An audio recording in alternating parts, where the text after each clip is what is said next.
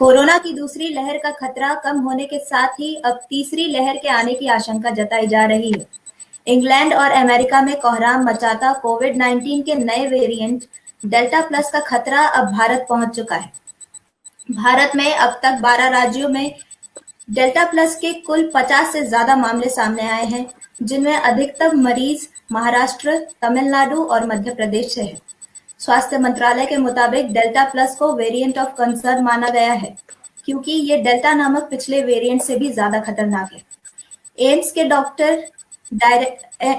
के director doctor Randeep Guleria के मुताबिक 6 से 8 हफ्तों में तीसरी लहर भारत में दस्तक दे सकता है। तो क्या डेल्टा प्लस भारत में तीसरी लहर की वजह बनेगा? आखिर क्यों माना जा रहा है डेल्टा प्लस को सबसे ज्यादा खतरनाक? हमारे साथ अब जुड़ रहे हैं नोएडा से physician cardiologist doctor Nishank Shekhar Thakur और आयुर्वेद महाविद्यालय के पीएचडी एमडी गाइड औरंगाबाद से डॉक्टर राजेश कुमार उपाध्याय। चंद्रा टाइम्स में बहुत स्वागत है आप दोनों का। पहला सवाल डॉक्टर निशांक, डेल्टा प्लस कितना बड़ा खतरा है इस वक्त और इससे कितना सतर्क रहने की जरूरत है? देखिए, सबसे पहले तो चंद्रा टाइम्स को मेरे तरफ से धन्यवाद कि उन्होंने मुझे इनवाइट किया इस अपने पैनल पे।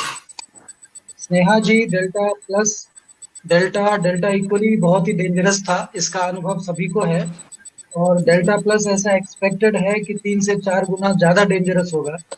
इनिशियली ये वेरिएंट ऑफ इंटरेस्ट था और अब लेकिन गवर्नमेंट ऑफ इंडिया ने वेरिएंट ऑफ कंसर्न माना है। वेरिएंट ऑफ कंसर्न इसलिए माना है कि इसकी रेट ऑफ ट्रांसमिशन बहुत ही ज़्यादा है और इसका tendency to attack the monoclonal antibodies भी ज़्यादा है और tendency to be more effectively bind to the cells भी ज़्यादा है। यानी ये ज़्यादा स्ट्रांगली बाइंड करेगा, बहुत जल्दी ट्रांसमिट करेगा एक पेशेंट से दूसरे पेशेंट में, प्लस उसकी जो अपनी इम्यूनिटी है, एंटीबॉडीज है, उसको भी डिस्ट्रॉय करेगा। इसलिए डेल्टा प्लस अगर वे तो बहुत ही डेंजरस होता है। जी, तो जैसा बताया जा रहा है कि मोनोक्लोनल एंटीबॉडीज को ये घटाता है, जरा विस्तार में बताइए ये मोनोक्लोनल एंटीबॉडीज क्या होते हैं, किस तरह से अफेक्ट कर रहा है शरीर को? देखिए, पहले तो हमें ये जानना चाहिए कि आखिर ये variants of interest, variants of concern क्या होता है। और वेरिएंट्स ऑफ इंटरेस्ट उसको का जनरली क्या है कि अगर कोई भी वायरस जो आरएनए वायरस है उसका प्रॉपर्टी, इनहेरेंट प्रॉपर्टी होता है कि वो म्यूटेट करता रहता है। हर वायरस या हर एनिमल या बैक्टीरिया डिवाइड करता है, मल्टीप्लाई करता है, सिमिलरली वायरसेस भी करता है। और आरएनए वायरस का म्यूटेशन रेट जनरली देखा गया है 5 से 6 महीने में एक बार म्यूटेट करता है। बट अनफॉर्चुनेटली कोविड वायरस जो है वो एक ही महीने में 4-5 बार म्यूटेट करता है। तो जब म्यूटेशन मतलब कि जब आप डिवाइड कर रहे हैं, मतलब मल्टीप्लाई कर, इसमें अगर कोई एरर आ जाए जीन में, उसको कहते हैं म्यूटेशन। तो म्यूटेशन होते ही कंप्लीट आपका सीक्वेंस चेंज हो जाता है, तो इसको कहते हैं वेरिएंट्स। तो हर महीने अपने पास जो वेरिएंट्स आ रहे हैं वो कई आ रहे हैं। जो वेरिएंट्स बहुत सिग्निफिकेंट नहीं है उसको डॉक्टर्स मानते हैं वेरिएंट इंटरेस्ट, उस पर नजर रखा जाता है कि आगे ये कैसे टर्न लेगा। वो वेरिएंट जो कि इन्फेक्ट करने लग गया और ह्यूमन बींग्स में असर दिखाने लग गया, वो आ जाता है वेरिएंट्स ऑफ कंसर्न, क्योंकि चांसेस है कि आगे जाके कुछ ना कुछ पैंडेमिक का टाइप का इफेक्ट लाए। तो डेल्टा प्लस वेरिएंट जो है वो वेरिएंट ऑफ कंसर्न है इस वक्त। और मोनोक्लोनल एंटीबॉडीज जो है वो अपने जनरली जब भी कोई वायरस या बैक्टीरिया या कुछ भी फॉरेन एलिमेंट आपके अटैक करता है तो उसके रिटेलिएशन में अपनी बॉडी की जो डिफेंस मैकेनिज्म है वो एंटीबॉडीज बनाता है। फॉरेन पार्टिकल्स को कहते हैं एंटीजन, और उसके अगेंस्ट जो हमारी अपनी बॉडी जो इम्यून सिस्टम बनाती है उसको कहते हैं एंटीबॉडीज। ठीक है, तो मोनोक्लोनल एंटीबॉडीज है ये आर्टिफिशियली बनाया गया है, नेचुरल एंटीबॉडीज नहीं है। अपनी ह्यूमन सिस्टम की एंटीबॉडीज को लेके उसको क्लोनिंग करके बनाया गया है मोनोक्लोनल एंटीबॉडीज।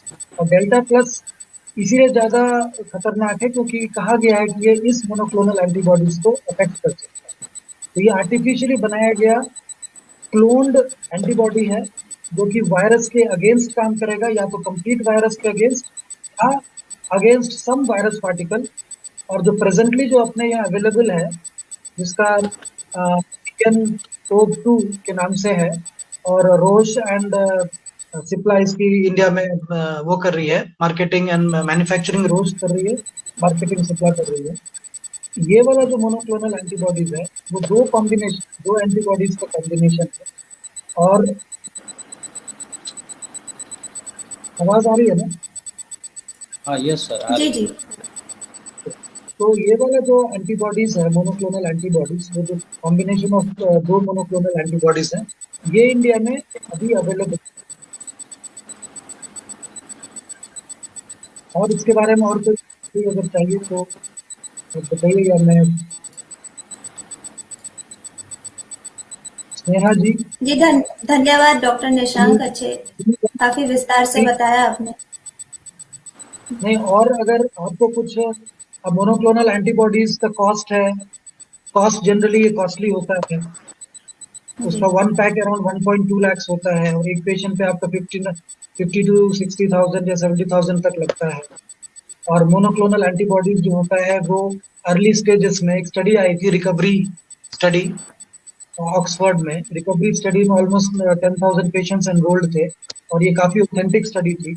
इसमें ये देखा गया कि अगर हम मोनोक्लोनल एंटीबॉडीज पेशेंट के स्टार्टिंग में देते हैं, डिजीज के स्टार्टिंग में, तो वो ज्यादा इफेक्टिव है, और हम लेटर स्टेजेस में देते हैं तो इफेक्टिव नहीं रहता है। और दूसरी बात ये कि इफेक्ट क्या आता है, तो हॉस्पिटलाइजेशन, रेट ऑफ हॉस्पिटलाइजेशन घटता है कोविड पॉजिटिव पेशेंट्स में, जिसमें कि अपनी इम्यूनिटी नहीं बनाई, जैसे पेशेंट की अपनी एंटीबॉडीज नहीं बनी, उसमें अगर हम देते हैं तो ये डेफिनेटली बहुत इफेक्टिव है, और डेथ रेशियो को 1/5 टाइम्स घटाती है। ठीक है, तो ये मोनोक्लोनल एंटीबॉडीज, जहां तक एक नॉर्मल आदमी को जानना चाहिए, I think it's enough, I think. जी धन्यवाद डॉक्टर निशांक। डॉक्टर उपाध्याय, आपसे पूछना चाहूंगी, आईआईटी कानपुर की एक स्टडी के मुताबिक ये अनुमान लगाया गया है कि सितंबर अक्टूबर तक भारत में तीसरी लहर आ सकता है। आपके हिसाब से ये अनुमान कितने हद तक सच हो सकता है?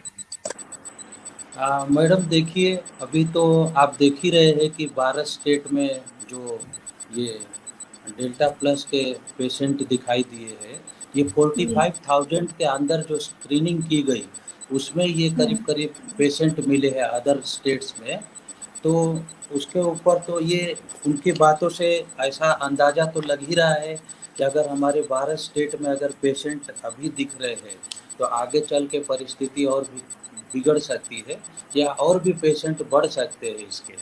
तो मैं चाहूँगा कि इसके कुछ लक्षण जो है सामान्य नागरिक के तौर पर मैं बता दूं, ताकि लोग इससे अवेयर रहे, और अगर ऐसी चीज़ें उनके सामने अगर आती है या समझ में आता है तो तुरंत वो डॉक्टर को अप्रोच करना चाहिए, या फिर हॉस्पिटल में जाना चाहिए, या अगर कुछ इंडिकेशन उनको दिखाई देता है तो तुरंत उपचार के लिए डॉक्टर के पास जाना चाहिए। कारण क्या है कि लोग थोड़ा ध्यान नहीं देते हैं, 1-2 दिन ऐसे ही टालते हैं।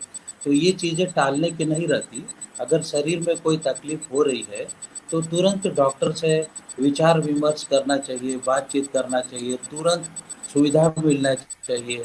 तुरंत उपचार अगर मिलता है तो पेशेंट अच्छा होता है। हमारे बहुत सारे ऐसे पेशेंट ऐसे देखे गए हैं जो कि 2-3 दिन तक उन्होंने वेट किया ये उम्मीद से कि सिर्फ गला दुख रहा है, सिर्फ बुखार है, सिर्फ सूखी खांसी है। तो सूखी खांसी, बुखार आना ये तो आम तौर पे सीजन में होता ही रहता है। लेकिन डेल्टा प्लस में, अगर डेल्टा प्लस तो बाद में पता लगता है, लेकिन पहले इनिशियली तो उसको ये चीज़ें दिखाई देती है कि सूखी खांसी आती है, बुखार आता है, गला दुखता है, और उसको कभी-कभी त्वचा पे पैचेज आते हैं, पैर की जी उंगलियों के कलर बदल जाते हैं, और सांस लेने में तकलीफ होती है, सांस फूलता है। तो कुछ ऐसे लक्षण हैं जो कि आम आदमी को जानना ज़रूरी है। डॉक्टर जब पहुंचेगा पेशेंट तब वो देखेगा, लेकिन पहले तो घर के लोगों को ही मालूम होना चाहिए कि लक्षण क्या होते हैं। अगर इस तरीके का दिखाई देता है तो तुरंत एम्बुलेंस बुलाना चाहिए, कॉल करना चाहिए, या फिर खुद होके हॉस्पिटल तक पहुंच जाना चाहिए और टेस्टिंग करा लेना चाहिए। टेस्टिंग करा लिए तो ये चीज़ें क्लियर हो जाती है। टेस्टिंग हुआ तो कुछ नहीं, आपको इतना ही पता लगेगा वेदर कोरोना पॉजिटिव और नेगेटिव, अगर इतना समझ में आता है तो आगे के वेरिएंट जो है वो चेक करने के बाद ही पता लगता है। तो मेरा ऐसा मानना है कि ये जागरूकता जो है आम पब्लिक में ही होनी चाहिए पहले, कि उसको लक्षण जो बताए गए हैं वैसे दिख रहे क्या। अगर दिख रहे होंगे तो अपने फिजिशियन से, अपने डॉक्टर से पहले बात करके उससे दिखा के ये चीज़ें कंट्रोल की जा सकती है, क्योंकि ये होने वाला है। क्योंकि तीसरा जो है स्वरूप जो पहले बताया जा रहा था, वो जैसे जैसे बता रहे वैसे वैसे प्रेजेंटेशन में आ रहा है। और जैसा कि मैं बताया कि ये 45,000 जो स्क्रीनिंग की गई उसमें ये पेशेंट निकले थे, ये वेरिएंट के, डेल्टा प्लस वेरिएंट के। जी हाँ। जी। तो जैसा बताया जा रहा है कि ये वेरिएंट स्नेहा जो जी, है पेशेंट। जी। स्नेहा जी, इस पे मैं डॉक्टर राजेश कुमार जी के उस पे ऐड करना चाहूंगा कि ये जो हम लोग का जो एक्सपेक्टेड वेव है, देखिए मेडिकल साइंस हो या एनी अदर साइंस हो, हम लोग एस्ट्रोलॉजर नहीं है तो हम एग्जैक्टली प्रिडिक्ट नहीं कर सकते हैं। मगर आप अगर आपने लास्ट 2 वेव, सेकेंड वेव देखा होगा, तो पर मंथ, पर डे अगर 5 लाख पॉपुलेशन रफली इफेक्ट हो रहा था, तो यानी कि एक महीने में 1.5 करोड़ पॉपुलेशन इफेक्ट हुआ, और दूसरे महीने में भी रफली उतना ही इफेक्ट हुआ, तो 3 करोड़ पॉपुलेशन आपका इफेक्ट हुआ। और आपने वैक्सीनेशन भी रफली अभी तक का 20 करोड़ या 30 करोड़ दिया होगा। अगर हम 3 करोड़ को भी 30 करोड़ कर दें और वैक्सीनेशन को 30 नहीं तो कम से कम 20 कर दें, तो 50 करोड़ पॉपुलेशन इधर नेचुरली इम्यून हो गया या वैक्सीन लेके इम्यून हो गया। फिर भी ऑलमोस्ट 150 करोड़ होगा अपना आबादी, तो फिर भी 100 करोड़ अभी भी बचा है जो वर्जिन पॉपुलेशन है। और काफी वायरस बचा है। रिपोर्टेड है अभी भी डेल्टा, जैसे कि डॉक्टर राजेश ने बताया कि कितना 50-60 केसेस रिपोर्टेड है डेल्टा प्लस वेरिएंट। और डेल्टा वेरिएंट अभी खत्म कहाँ हुआ है, हम लोग डेल्टा जी। प्लस की बात करें लेकिन डेल्टा खत्म कहाँ हुआ है। तो ऑलरेडी केसेस अभी भी हैं, भले कम है। हमने जो हासिल किया था वो लॉकडाउन करके ट्रांसमिशन रोका था, लेकिन अब लॉकडाउन जैसे जैसे खुलने लगा है तो चांसेस है कि ये जो 100 करोड़ पॉपुलेशन अभी वर्जिन पॉपुलेशन है उसको वायरस जैसे ही अटैक करेगा तो फिर से वापस वेव्स आना शुरू होगा। तो चांसेस है एज अर्ली एज अगस्त कम से कम वेव्स आने लगेंगे, delta I mean third wave तो आने लगेगा। जी, तो इस पे वैक्सीनेशन, अगर वैक्सीनेशन असरदार है ये बताया गया है, इसी बीच वैक्सीनेशन की शॉर्टेज भी हो रही है, तो इस पर कैसे, किस तरह से डील किया जा सकता है ऐसी स्थिति को?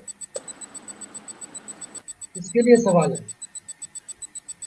डॉक्टर निशंक। ओके, वैक्सीनेशन, देखिए वैक्सीनेशन एकमात्र उपाय है, और वैक्सीनेशन डेफिनेटली बहुत जगह पे शॉर्ट है। बट जितना भी शॉर्ट है अभी तक का, अगर आप आंकड़ा देखेंगे तो गवर्नमेंट ने अपना भरपूर प्रयास किया है।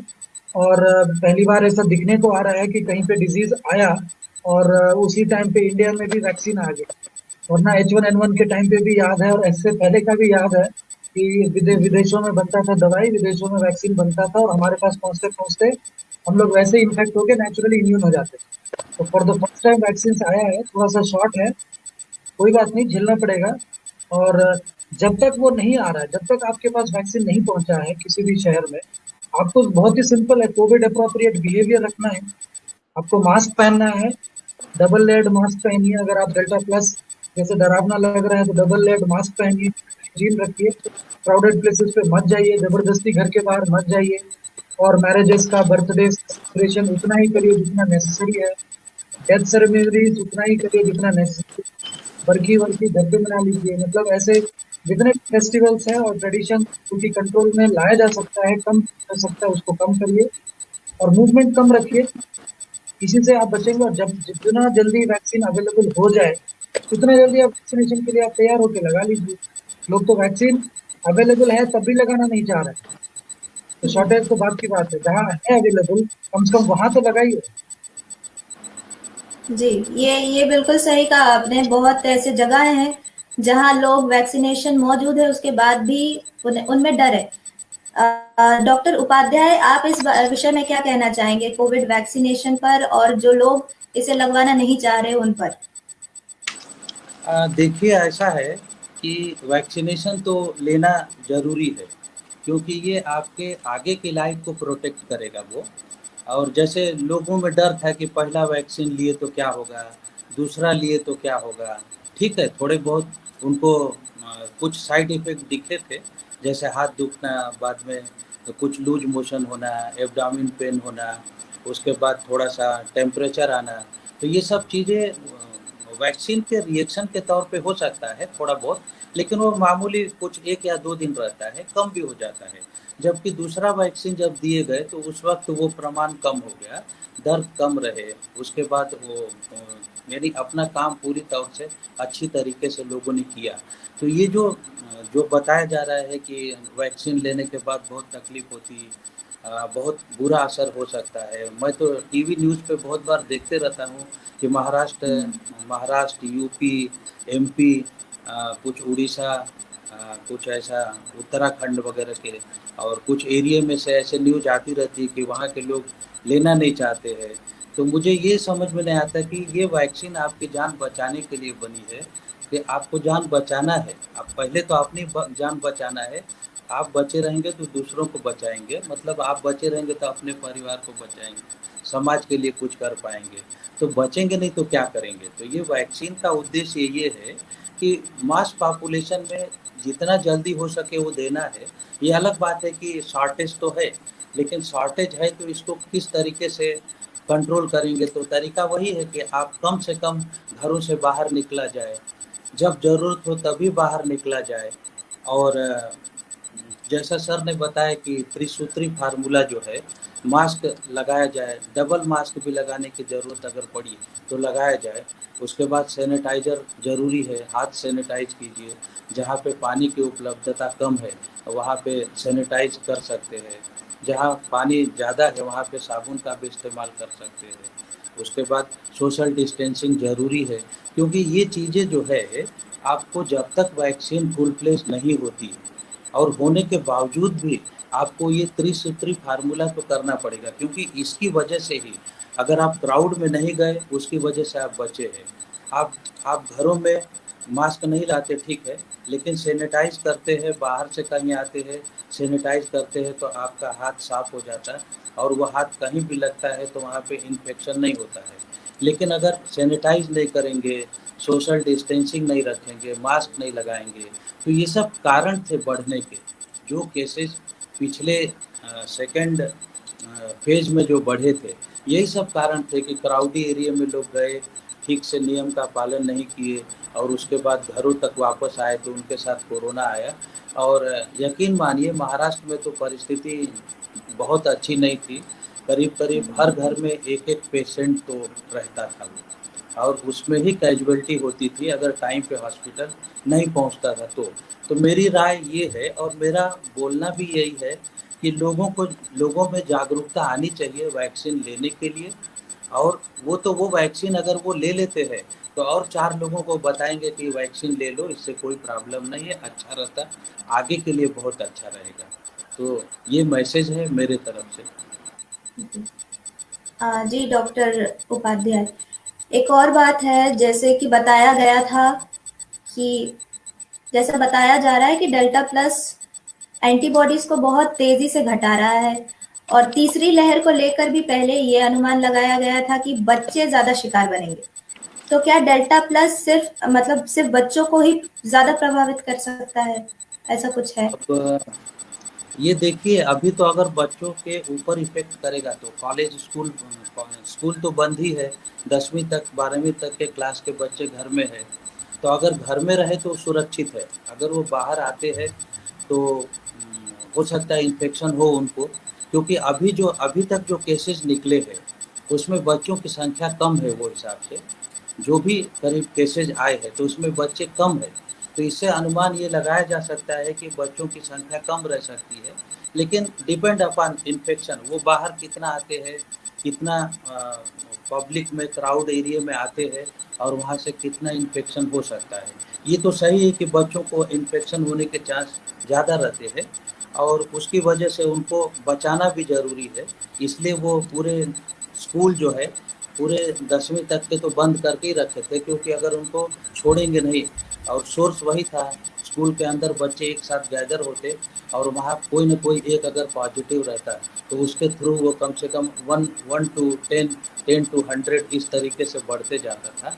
तो ये एक बहुत अच्छी बात है कि स्कूल जो है बंद है और उसकी वजह से घरों तक जो है ये चीज़ें पहुँच नहीं रही है, तो ये एक अच्छी चीज़ है। जी, डॉक्टर निशांक, इस बात पर आप अपनी क्या राय देना चाहेंगे? स्नेहा जी, मैं सहमत हूँ डॉक्टर राजेश जी से, और इन्हीं के पॉइंट्स में मैं ऐड करना चाहूँगा कि जो इन्होंने बताया रिगार्डिंग वैक्सीनेशन, वो एक नेशनल रिस्पॉन्सिबिलिटी है। हम लोगों का ये हमेशा एक्सपेक्टेशन गवर्नमेंट से रहता है कि सरकार ये करेगा, वो करेगा, ये करेगा, और हम अपनी जिम्मेदारी नहीं करते। तो वैक्सीनेशन, अपने आप को वैक्सीनेट करना, लोगों को बताना, जैसे उन्होंने बताया राजेश जी ने, ये हमारी जिम्मेदारी है, रिस्पॉन्सिबिलिटी है। इससे हम भी बचेंगे, दूसरों को भी बचाएंगे। कमिंग टू अदर जी, पॉइंट, जो बच्चों की बात है, कोविड वेव थर्ड जो एक्सपेक्टेड है, और आपको ये बता दूं कि प्लस इंडिया 9th कंट्री है जिसमें ये डिटेक्ट हुआ है। ठीक है, ऑलरेडी 8 कंट्री पहले से अफेक्टेड है, और यूके का जो third wave permanently delta plus, जिस वजह से कि यूके को पार्शियल लॉकडाउन में भी जाना पड़ा।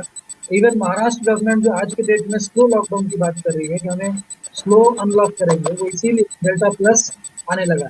ऑलमोस्ट 60 केसेस आ गए। बच्चों को ही अफेक्ट करेगा ऐसा नहीं है, ये किसी को भी अफेक्ट करेगा। बट क्योंकि वैक्सीनेशन ड्राइव में अभी 18 के नीचे के बच्चे के, मतलब 18 के नीचे वाले लोगों में वैक्सीनेशन नहीं दिया जा रहा है, तो वो वर्जिन पॉपुलेशन माना जाएगा। तो वायरस को कोई ना कोई तो टारगेट चाहिए। वायरस को, जैसे आदमी को सर्वाइवल के लिए कुछ ना कुछ चाहिए, ऐसे वायरस को भी सर्वाइवल के लिए कुछ ना कुछ चाहिए। तो अगर उसको वैक्सीनेटेड आदमी मिलेगा तो वहाँ कुछ नहीं कर पाएगा। ऑलरेडी अगर आपको because of natural immunity, innate immunity मिल चुका है, वहाँ भी कुछ नहीं कर पाएगा। तो अल्टीमेटली बचा कौन? बचा बच्चे। तो हम लोग इसलिए एक्सपेक्टेशन बोल रहे हैं कि बच्चों को ज़्यादा इफेक्ट करेगा, इसलिए नहीं कि अलग से कुछ होगा, बट प्रोबेबली क्योंकि वो 18 के नीचे में वैक्सीनेशन नहीं हुआ है, तो सबसे ज़्यादा यही बच्चे होंगे जो कि वर्जिन पॉपुलेशन रहेगा, तो इन पे ज़्यादा इफेक्ट होगा, ऐसा माना गया है। बट ऐसा ये नहीं है कि बच्चे को इफेक्ट होगा तो हम लोग रिलैक्स होकर घर पे बैठ जाएं, मास्क करें, सैनिटाइज ना करें, तो ये सब पे इफेक्ट होगा, बच्चों को ज़्यादा हो सकता है। और ये प्रिडिक्शंस जो है मेडिकल साइंस में होता नहीं है, ये वक्त बताएगा किस पे क्या होगा। जी, ठीक है, तो मुझे तो लग रहा है कि सब इफेक्ट होगा और सीवियर इफेक्ट होगा। ये मेरा अपना जी, मानना है कि Covid appropriate behaviours all the time, बच्चे हो या बुजुर्ग। बच्चे को तो फिर भी आप कह देंगे तो मास्क वो नहीं हटाता है। रादर कई बच्चे हैं जो वो मांगते हैं कि मुझे भी दो। हम ही लोग हैं जो कि ढंग से फॉलो नहीं करते। जी, ये सही बात है। क्या डेल्टा प्लस उन लोगों को प्रभावित कर सकता है जो पहले ही कोरोना से अफेक्टेड होके रिकवर हो चुके हैं, डॉक्टर निशांक? देखिए, जो पहला अनफॉर्चुनेटली जो फर्स्ट लेडी अफेक्ट हुई थी डेल्टा प्लस राजस्थान में, वो कोविड पॉजिटिव थी। उसके बाद रिकवर होके उन्होंने डबल वैक्सीनेटेड अपना स्टेटस रखा था, मतलब शी वॉज डबल वैक्सीनेटेड, फिर भी उनको हुआ। तो इससे ये समझ में आ रहा है, और जो लेटेस्ट डेटा मेरे पास नहीं है, लेकिन जब 40 पेशेंट का डेटा था, उसमें 6 पेशेंट में 4 पेशेंट थे जो कि कोविड रिकवर्ड, और अगेन 5 पेशेंट थे एटलीस्ट 1 टाइम वैक्सीनेटेड थे, और 2 पेशेंट थे जो ट्वाइस वैक्सीनेटेड थे। तो डेल्टा प्लस हर एक को कर रहा है, और मोर वो हर एक को इफेक्ट कर रहा है, चाहे वो वैक्सीनेटेड हो, चाहे वो कोविड ऑलरेडी इफेक्टेड हो। ये सेकेंड वेव में भी ये बात कहा गया था कि फर्स्ट वेव से अगर कोई कोविड इफेक्ट हो गया, क्या सेकेंड वेव उसको करेगा?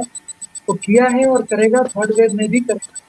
इट इज पॉसिबल कि सिवियरिटी बहुत ही कम हो, हल्का फुल्का फीवर आए, हल्का फुल्का खांसी आए और वो ठीक हो जाए, और बहुत ही एक आध ही केस हो जो कि बहुत सीवियर जाए। और दूसरी बात, इसलिए भी करेगा क्योंकि आप वेरिएशन देखिए। सबसे जीनोम जो था, प्राइमरी जीनोम, जो पहला वायरस था, पेरेंट वायरस, पेरेंट कोविड, उसका जीनोम अल्फा था। अल्फा से म्यूटेट होकर बीटा हुआ, बीटा से म्यूटेट होकर डेल्टा हुआ, डेल्टा से म्यूटेट होकर डेल्टा प्लस हुआ। तो अल्फा में और डेल्टा प्लस में काफी वेरिएशन आ गया है। तो जो लोग अल्फा से सफर हुए होंगे तो उसको तो चांस है कि वापस से डेल्टा प्लस इफेक्ट करेगा, एवरी पॉसिबिलिटी की इफेक्ट करेगा।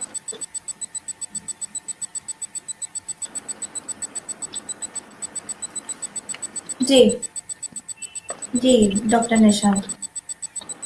डॉक्टर उपाध्याय, एक सवाल है, जैसे कि अभी भारत के सभी राज्यों में अनलॉक की प्रक्रिया शुरू हो गई है और इसी बीच एक नए म्यूटेंट वायरस का पाया जाना, इस सिचुएशन को किस तरह से डील किया जाना चाहिए ताकि तीसरी लहर को आने से रोका जा सके?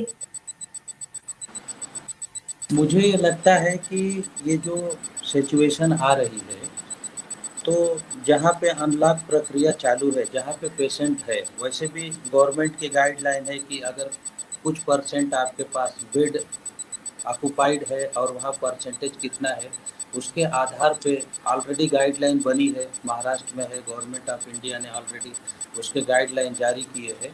तो जो एरिया में जितने पेशेंट है और कितने बेड ऑक्यूपाइड है, उसके आधार पे वहाँ पे लॉक अनलॉक सिस्टम चालू होता है।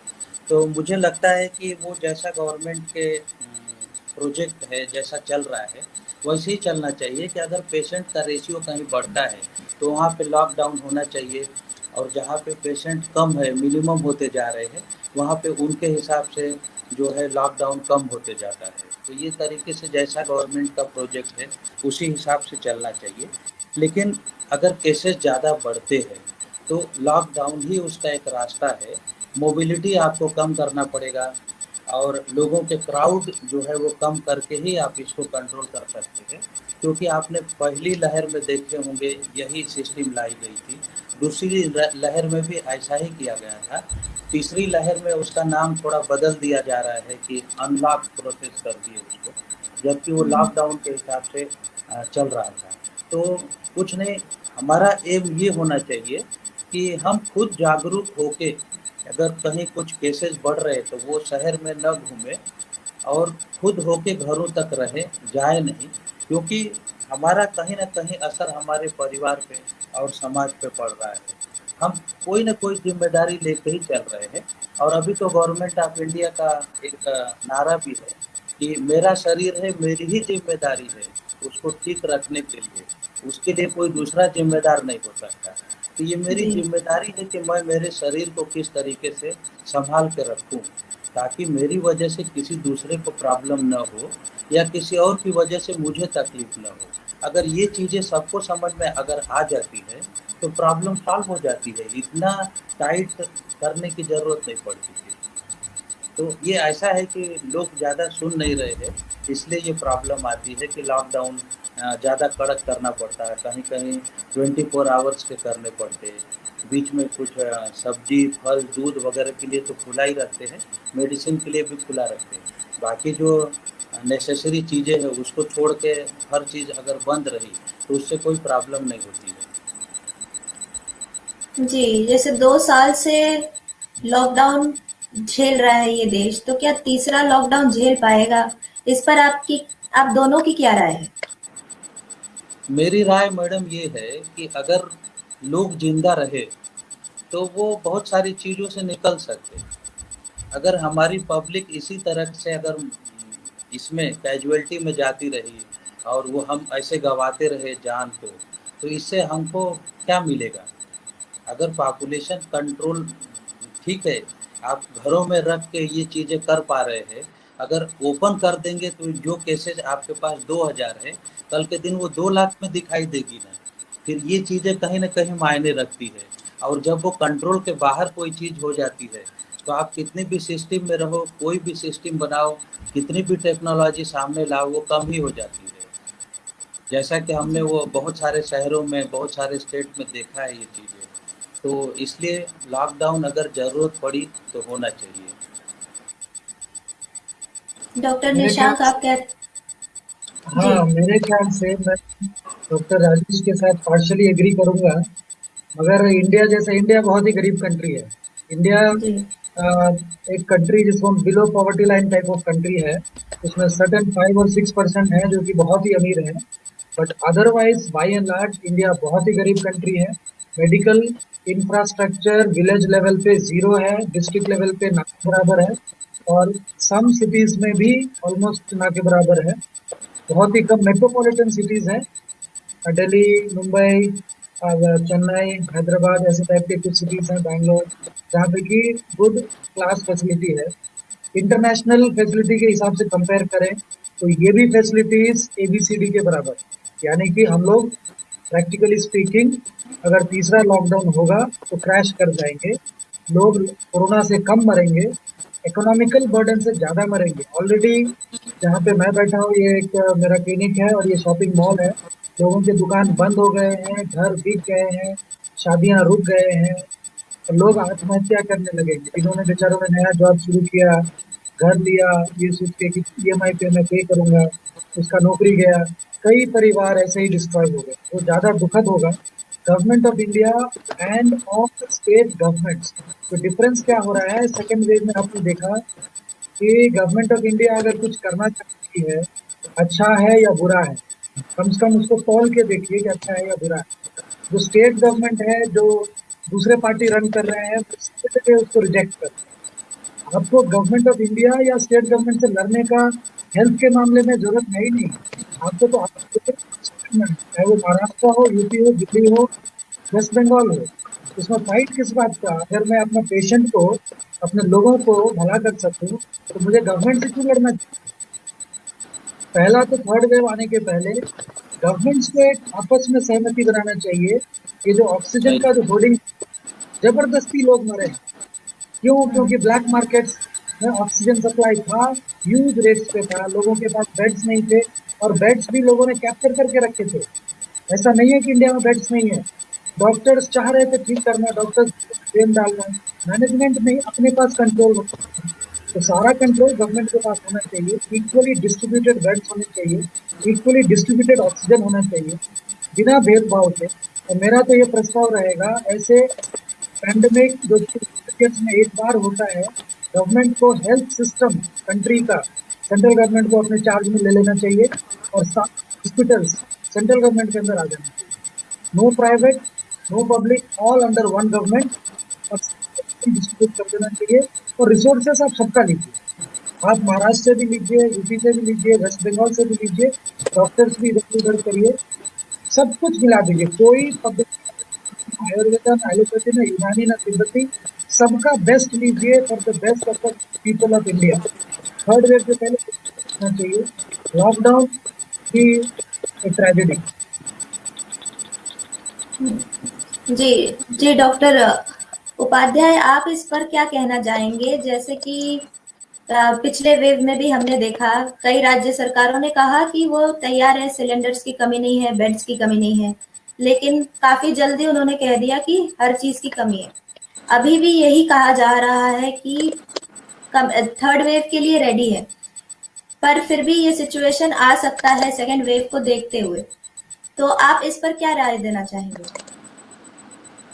हमें मैडम लड़ाई के लिए तो तैयार रहना ही पड़ेगा, क्योंकि इसमें ऐसा नहीं है कि आज पेशेंट बढ़ गए तो आज हम इंतज़ाम करने लगे। तो कुछ इंफ्रास्ट्रक्चर तो पहले से तैयार होना चाहिए। और सिलेंडर की कमी जो है वो तो पिछले बार भी थी, अभी भी है, और उसको ठीक से नियोजन अगर करके ये चीज़ों का पहले से अगर किया जाता तो शायद कमी नहीं होती थी। और जो न्यूज़ हमको मिलती थी कि ऑक्सीजन की due to oxygen patient die, वो चीज़ें सामने नहीं आती थी। तो थोड़ा नियोजन तो इसमें लगता है, प्लानिंग लगती है। अब ये पार्ट जो है वो स्टेट गवर्नमेंट, सेंट्रल गवर्नमेंट के अंडर में आते हैं। हम सिर्फ इतना ही बोल सकते हैं कि अगर पेशेंट हॉस्पिटल में आता है तो उसकी जो ऑक्सीजन लगाने की सिस्टम है, जो तरीके हैं, उसमें हमारे लोग निपुण रहते हैं और ठीक से काम करते हैं। वहाँ कोई ऐसी कमी दिखाई नहीं देती है। अब बहुत बार ऐसे न्यूज़ में भी आप सुने होंगे, कहीं सिलेंडर लीक कर गया, कोई कई नासिक वगैरह के हॉस्पिटल में कुछ सिलेंडर लीक हुए जिसकी वजह से कैजुअल्टी हुई। तो वो एक नेग्लिजेंस का पार्ट हो सकता है, लेकिन सिलेंडर की कमी हो जाना ये एक अलग बात है, और सिलेंडर रहते हुए मैनेज करना वो एक अलग चीज़ है। तो डॉक्टर तो हमेशा पेशेंट की जान बचाने के लिए ही रहते हैं। अगर वो टाइम पे पेशेंट डॉक्टर के हॉस्पिटल में या एम्बुलेंस में पहुंच जाता है तो उसकी जान बचाई जा सकती है। तो इसलिए ये कमी तो हो सकती है। इसके लिए अब निर्णय ये होना चाहिए कि जहाँ पेशेंट ज़्यादा है वहाँ पे सिलेंडर की पूर्तता ज़्यादा हो, और जहाँ पे अगर पेशेंट कम दिखाई दे रहे हैं या जो एरिया में कम निकल रहे हैं वहाँ पे सिलेंडर आप स्टॉक में रखो। ऐसा नहीं है कि वहाँ 10 पेशेंट हो गए तो वहाँ 2 सिलेंडर है, वो तरीके से काम नहीं चलेगा। अगर आप पेशेंट का रेशियो 10 है तो आप वहाँ पे 50 भी रख सकते हो, उससे कोई प्रॉब्लम नहीं। तो सेफ गार्ड में तो होना ही चाहिए। तो ही इसी को हम सेफ्टी बोलते हैं कि ऐसा नहीं कि आग लगने के बाद हम मैनेजमेंट देखें। मैनेजमेंट पहले से तैयार रहती है, और अगर कुछ हादसा होता है तो उसका निवारण किया जाता है। ये तरीके से चलता है सब। जी। तो एक नागरिक को मास्क, वैक्सीनेशन और सैनिटाइजेशन के अलावा किस तरह से कोविड से बचाव करना चाहिए? इन दोनों आप दोनों की राय जानना चाहूंगी इस पर। डॉक्टर राजेश, आप बताइए। Okay okay. ये देखिए, सैनिटाइजर, ये जो त्रिसूत्री फार्मूला है ये तो आपको करना ही है, इससे छूट मिल नहीं सकती। कारण क्या है, इसकी वजह से बहुत लोग बचे हुए हैं। जो लोग मास्क लगा रहे हैं, जो सैनिटाइज कर रहे हैं, जो डिस्टेंस मेंटेन कर रहे हैं, उनसे आप पूछिए, उनको कोविड हुआ ही नहीं। कोविड किसको हुआ? सब्जी लेने जा रहे हैं, वहाँ से सब्जी लिए, हाथों से टच हुआ, वो हाथ घर तक आया, वो कोई ना कोई तरीके से टेबल पे या हाथ कहीं तो भी टच हुआ, नाक को टच हुआ और वहाँ से इन्फेक्शन हुआ।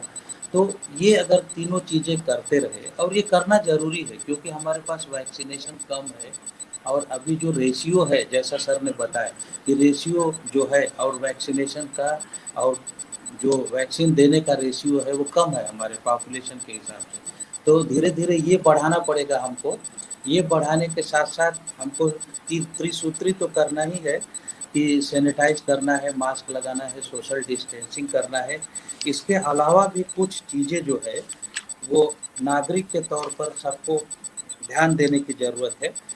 अगर उनकी एज जैसे जैसे आती है वैसे वैक्सीनेशन उनको लेना ज़रूरी है। उसके बाद ज़्यादा आवश्यकता हो तो ही घर से निकलें।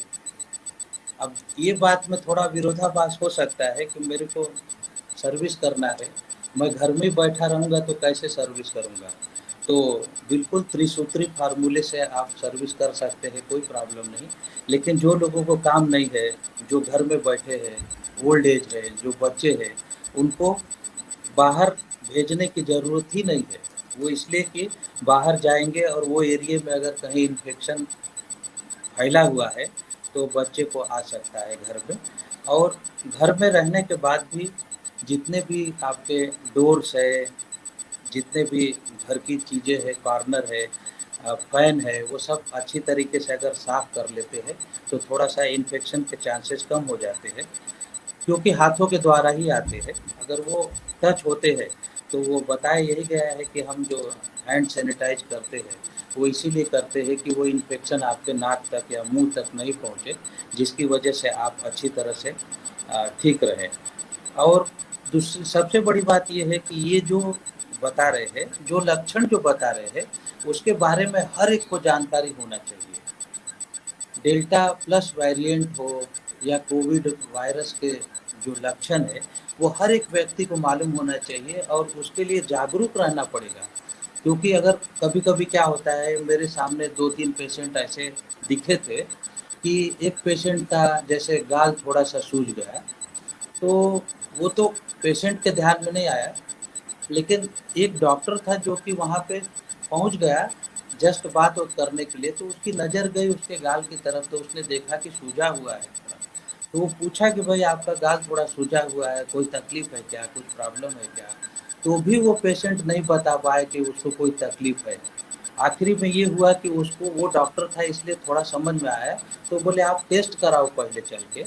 तो जब फंगस टेस्ट कराया गया तो उसमें म्यूकरमाइकोसिस निकला उस पेशेंट को, और ये तो जितना जल्दी हो सके उसको हॉस्पिटल शिफ्ट करके ट्रीटमेंट कराया गया, उसको ट्रीटमेंट हुआ, फिर भी वो पेशेंट की एक आँख उसमें चली गई।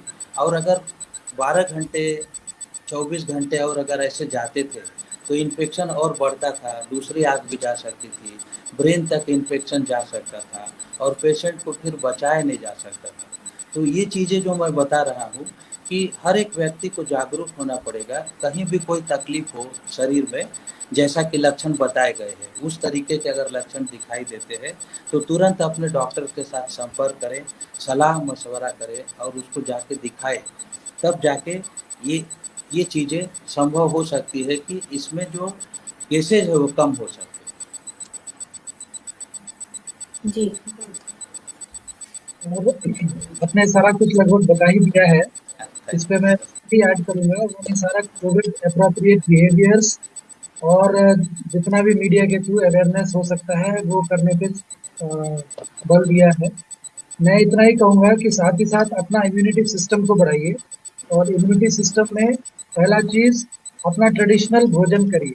जो हमारा इंडिया में जो भी आपका रीजन है उसके हिसाब से ट्रेडिशनल भोजन, हल्दी, हल्दी का दूध, हल्दी के साथ नींबू, अदरक, लहसुन इसका प्रयोग ज़्यादा और थोड़ा बहुत काढ़ा और जो भी हम लोग खाते-पीते हैं वो सब खाइए और हर प्रकार का फल, फल का जूस, स्पेसिफिक फल ऐसा नहीं है, सा कोई भी सीज़नल फल, फल का जूस और हर रंग का सब्ज़ी और साग, नॉन-वेज कम और अगर खाना भी है तो मछली चलेगी, नॉन-वेज कम, घी, तेल, मक्खन अपने शुगर्स को कंट्रोल में रखिए, बीपी को ठीक रखिए, अपनी सारी दवाई लीजिए, अपने को भी डॉक्टर्स के साथ भी टच में रहिए और योगा, मेडिटेशन ये करते रहिए। न्यूज़ को भी फॉलो करिए, गवर्नमेंट ऑफ इंडिया के गाइडलाइंस आते रहते हैं, उसको फॉलो करिए। मैं थोड़ा-सा इसमें और एनहांस कर दूँ जी। कि गवर्नमेंट ऑफ इंडिया की जो गाइडलाइन है, उसके थ्रू जैसा सर ने बताया हल्दी का दूध पीना है, पी सकते हैं। बाद में आपको च्यवनप्राश भी खा सकते हैं, योगा कर सकते हैं। उसके साथ सबसे बड़ी बात ये है कि लाइफ़स्टाइल अपनी जो है, वो बिल्कुल एक्यूरेट होना चाहिए। उसमें जब जो लाइफ़स्टाइल है आपकी वही होना चाहिए, जैसे आप सुबह उठते हैं, दिनचर्या करते हैं, वैसे ही करते रहिए और खाना जो है बहुत हल्का-फुल्का शाम का होना चाहिए।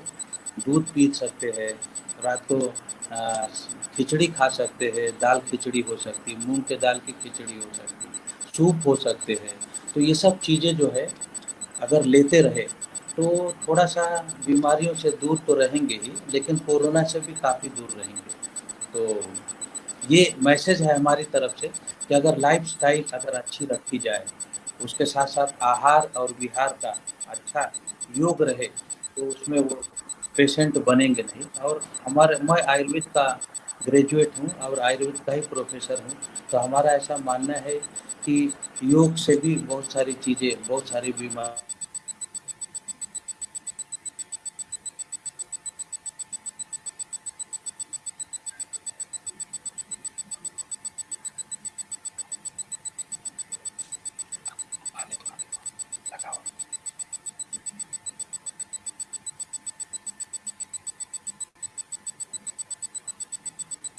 टेक्निकल प्रॉब्लम थोड़ी लोड शेडिंग है यहाँ पे, फिर भी जी। मैं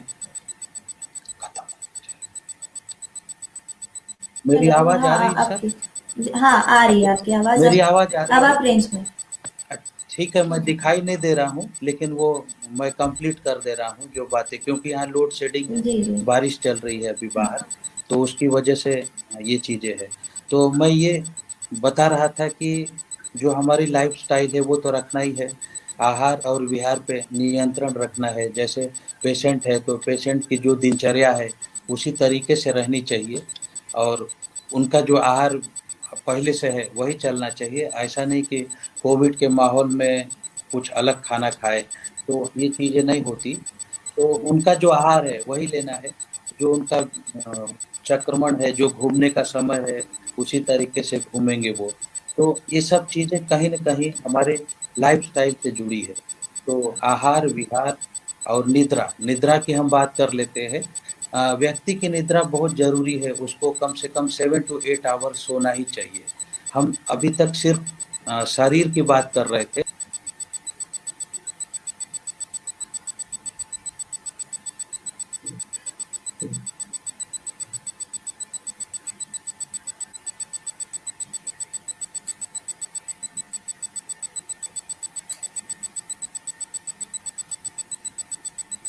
नेहा जी, लगता है उनका डिस्कनेक्शन हो गया है, जी डिस्कनेक्ट हो गया।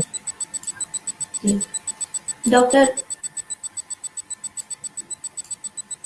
आप कोई क्लोजिंग कमेंट हमारी जनता को बताना चाहेंगे डॉक्टर निशंक? हाँ, ये लास्ट कमेंट्स ही रहेगा। मेरा ये कहना रहेगा कि लोगों को इजी होता है किसी चीज़ को ब्लेम करना। जब कोविड सेकेंड वेव पीक पे था तो लोगों ने कहा कि वैक्सीनेशन हो रहा है, इसी वजह से शायद कोविड बढ़ रहा है। तो वैक्सीनेशन उस टाइम पे हो रहा था मई जून में, सॉरी अप्रैल मई में, तो आपको लगा कि कोविड बढ़ रहा है।